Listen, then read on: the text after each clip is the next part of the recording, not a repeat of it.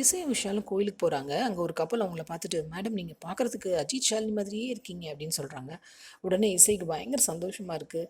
விஷால் வாயை பொளக்குறாரு. இது அஜித் ஷாலினியா அப்படின்னு. இசை அவங்கள பார்த்து சந்தோஷமாக தேங்க்யூ தேங்க்யூ அப்படிங்கிறாங்க. விஷால் கேட்குறாரு, நீங்கள் நிஜமாவே முன்ன பின்ன அஜித் ஷாலினியை பார்த்துருக்கீங்களா இல்லையா அப்படின்னு. சார் நிஜமாக தான் சார், மேடம் ஷாலினி மாதிரியே இருக்காங்க, நீங்கள் அஜித் சார் மாதிரியே இருக்கீங்க அப்படின்னு சொல்கிறாங்க. விஷாலுக்கு ஒரே கடுப்பு. அப்புறம் அவங்க கிளம்பிடுறாங்க. இசை விஷால்கிட்ட சொல்கிறாங்க, எப்படி ஒரு காம்ப்ளிமெண்ட் நம்மளுக்கு கொடுத்துருக்காங்க பாரேன் அப்படின்னு. விஷால் சொல்கிறார், போம்மா நீ போய் கோயிலை சுற்றிட்டு வா, நான் இங்கேயே இருக்கேன் அப்படிங்கிறாரு. அவர் அங்கே வெயிட் பண்ண சொல்லிட்டு அவங்க போகிறாங்க. அங்கே போய் பார்த்தா அவங்க ஒரு கப்பலை மீட் பண்ணுறாங்க. அந்த கப்பலை, எப்படி மேடம் நீங்கள் சொன்ன மாதிரியே பெர்ஃபார்ம் பண்ணுமா அப்படின்னு கேட்குறாங்க. சூப்பராக பெர்ஃபார்ம் பண்ணீங்க அப்படின்னு இசை சொல்கிறாங்க. அவங்களுக்கு காசெல்லாம் கொடுக்குறாங்க. நீங்கள் சொல்லி கொடுத்த மாதிரி பெர்ஃபார்ம் பண்ணாலும் உங்கள் ஜோடி பொருத்தம் உண்மையிலேயே நல்லா இருந்துச்சு மேடம் அப்படின்னு அந்த பொண்ணு சொல்கிறாங்க. தேங்க்யூ அப்படின்னு சொல்லிட்டு திரும்புகிறாங்க. இசை பார்த்தா விஷால் நிற்கிறார்.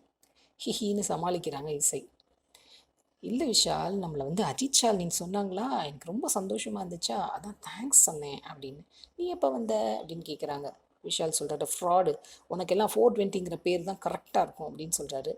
இசை விஷாலோட சீன் க்யூட்டாக போதில்ல. விஷால் இசையை புரிஞ்சுக்குவாரா? வெயிட் பண்ணி பார்ப்போம். சீரியல் அப்டேட்ஸ்க்கு எங்கள் சேனலை சப்ஸ்கிரைப் பண்ணுங்கள். மீண்டும் அடுத்த அப்டேட்டில் சந்திப்போம்.